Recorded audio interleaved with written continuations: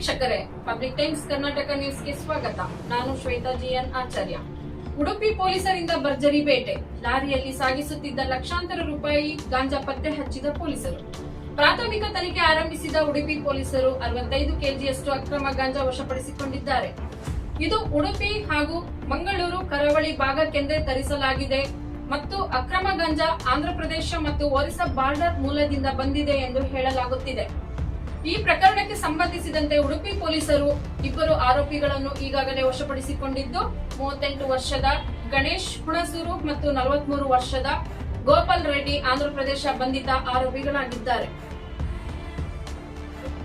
ಇವತ್ತು ದಿನಾಂಕ 11/9/2025ಗೆ ಉಡುಪಿ ಸೆನ್ PI ರಾಮಚಂದ್ರ ನಾಯಕ್ ಹಾಗೂ ಸೆನ್ ಪೊಲೀಸ್ ಸ್ಟೇಷನ್ ಹಾಗೂ Udupi sub division crime staff ಅವರ ತಂಡ ಸುಮಾರು 65 ಕೆಜಿ ಗಾಂಜಾವನ್ನು ಒಂದು ಗೂಡ್ಸ್ ಲಾರಿಯಲ್ಲಿ ಸಾಗಾಟ ಮಾಡ್ತಿರುವಂತಹ 65 ಕೆಜಿ ಗಾಂಜಾವನ್ನು ಸೀಸ್ ಮಾಡಿದ್ದಾರೆ.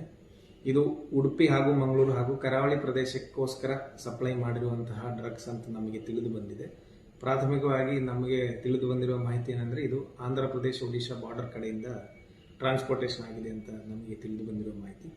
ಇದರಲ್ಲಿ 2 ಜನ ಆರೋಪಿಗಳನ್ನು ವಶಕ್ಕೆ ತಗೊಂಡಿದ್ದೀವಿ. ಅದರಲ್ಲಿ ಒಬ್ಬರು ಗಣೇಶ್ 38 ವಯಸ್ಸು, ಹುಣಸೂರು ಮೂಲದವರು.